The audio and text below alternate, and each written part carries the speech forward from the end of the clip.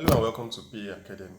So in this video you are going to be learning about superposition theorem. So basically what we are going to be doing is we are going to be looking at what superposition theorem is. I'm going to be giving you tips on how to answer questions and solve circuits using the superposition theorem. Exactly. So if that interests you, do make sure you watch this video to the end. I'm going to be doing this video in parts. This is going to be an introduction to everything you need to know about superposition theorem, and then in subsequent parts we are going to be solving different examples. Exactly, we are going to be looking at examples from different circuits, so that whenever you come across just any type of circuit and you are asked to solve it, or you just need to simplify that circuit using the superposition theorem, you won't have any problem at all. So if that interests you, do make sure you watch the video to the end and the subsequent parts. And if for any reason there is a particular part that you don't understand, you can let me know in the comment section below, or you can just try to watch it again, because I'll try to make the video as simple as possible. Exactly, I'll make the explanation as easy as possible so that we can all follow along. So before we get into it, if you are new to this channel or you are yet to subscribe to the channel, kindly take out time to click on that subscribe button to subscribe to PA Academy.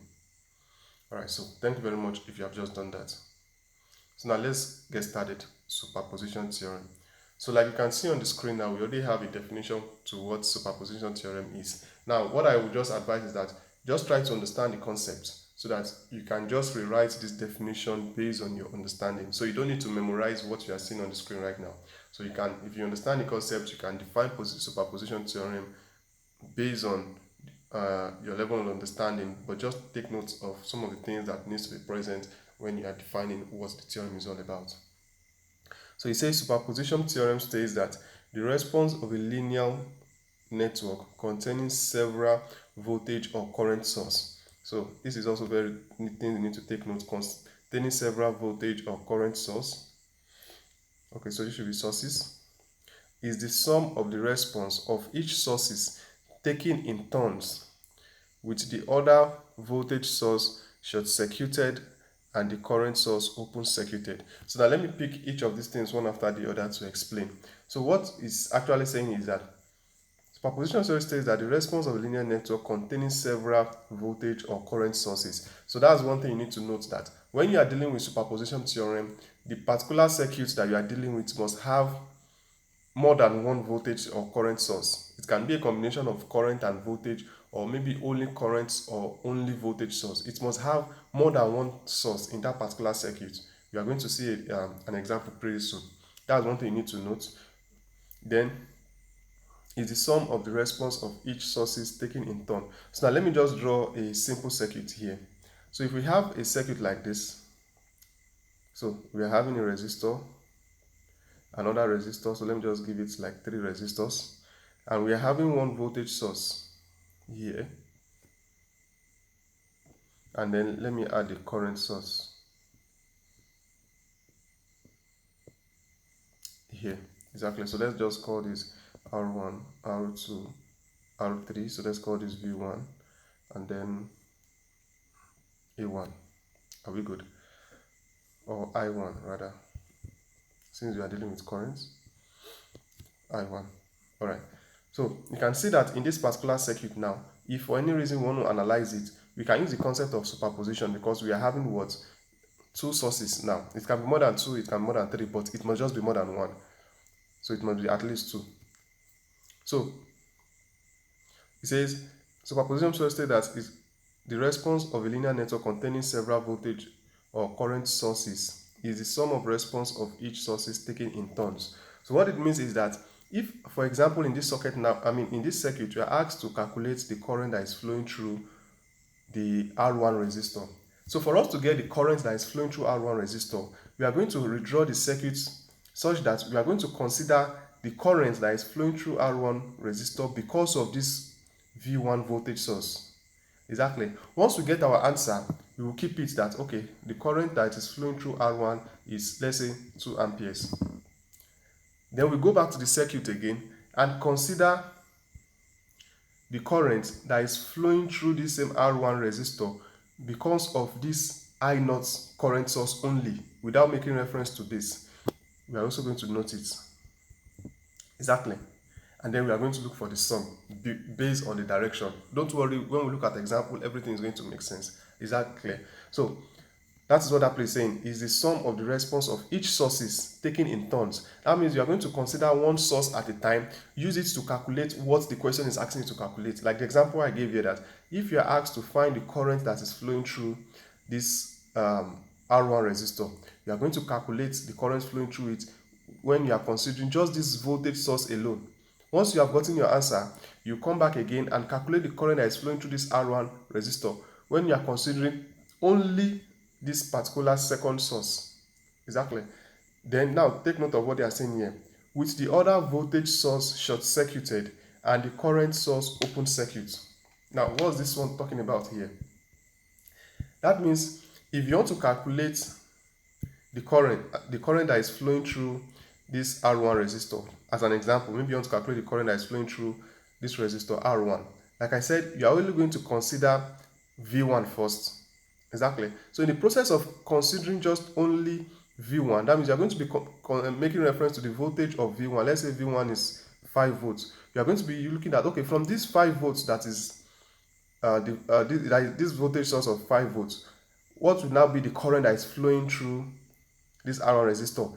But before you now start doing your calculation, make sure that the other source, if it is a current source, what you are going to do is you are going to short circuit it. And when they say short circuit it, if it's a current source rather, you are going to open circuit. Are we good? So that's what this part is saying. If it's a current source, you open circuit it. This part that I just circled. What does that mean? That means you are going to just have something like this. That means there is no connection between that point. Exactly. But if what we are having here is a voltage source, such that you are having another voltage source here. Exactly. So what you do at that point is you short circuit. So that means you are going to take it out and just join it like you are having a point of wire here. Like you are joining these points like this. So that is it. So once you are done considering this, maybe you have calculated your R1, considering just this V1 voltage source here. You've gotten your answer. Let's say you've gotten your answer to be 2 ohm. Now you go back again, and then you are going to have the drawing looking like this. So you come back and bring in your second source. Exactly. So let's say the second source that we are having, just like we have initially, is a current source. I'll bring back my current source again. This time around, this particular voltage source, I'm going to short circuit it because this is a voltage source. You can see for voltage source short circuited, and when they say a voltage source is short circuited, like I explained here, that means you are just going to be joining them like this. Like it's no longer dead, but you are bringing it like this. The wire is connecting them like this so that there can be a continuous flow of current.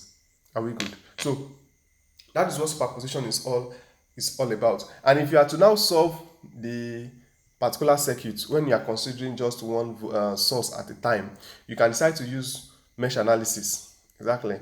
Maybe you can decide to use the KVL, or you can just use your mesh analysis or your nodal analysis to solve the question. Exactly. So, but just make sure that you are considering one source at a time. Are we good? All right. So before I actually round up, I hope the concept is clear, but before I round up, let me go ahead and draw the separate circuits that we are going to be having instead of just using just one circuit. So let me use just this circuit as an example. So you see that it's the same circuit I was using to explain now. So if, for example, the question asks us to find the current that is flowing through the R1 resistor, so that means this particular resistor. So what do? That means we are going to be having the circuit looking like this. So let's say we want to considering the V1 voltage source. So if you are considering the V1 voltage source, that means we are going to be having our circuit looking like this. So since we are working with the V1 voltage source, then our R1 resistor, our R2, then our R3. So this is our R1, R2, and our R3. Are we good? So now this that we are having here is a current source. And don't forget what the theorem is saying, that once we have a current source, we are going to open circuit it. Exactly. So there won't be any connection here. There's nothing linking this together. So it can be like that. So I haven't done this, and this will be our V1. So we are going to now use the values of R1, R2, and R3 to use it to get the current that is flowing through the R1 resistor. Then you keep your answer. Exactly. So let's just say that one is A amperes. Or let me just call it, instead of A, let me just call it Y amperes. Okay. So let me call it Y amperes. So once you have done that, you come again and say, okay, considering the I0 voltage source, so that means your circuit now, you remember this is the main circuit. So now your circuit will be looking like this. So this will be our R1, our R2, our resistor 2. Then we are considering the current source, so let's bring back our current source.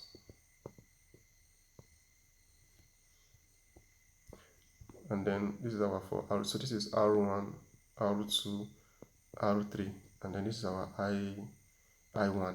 Now, since the second source, which is the one here, this is a voltage source, exactly what do? We are going to short circuit it like we are having here.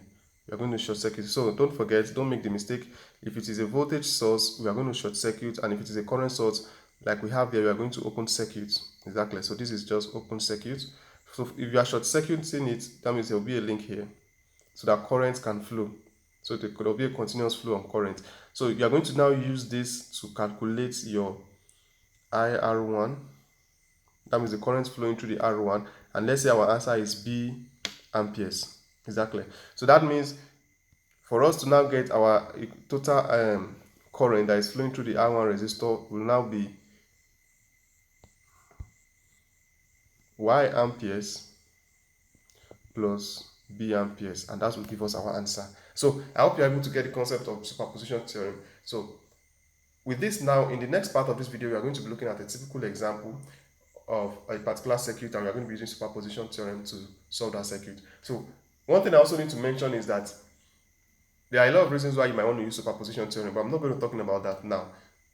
What I want you to know is try to understand this process, because some questions will ask you that using superposition theorem specifically, they will tell you that using superposition theorem, because merely looking at that question or questions like that, you might think that you will see it straight up that you can decide to just use maybe KVL or KCL.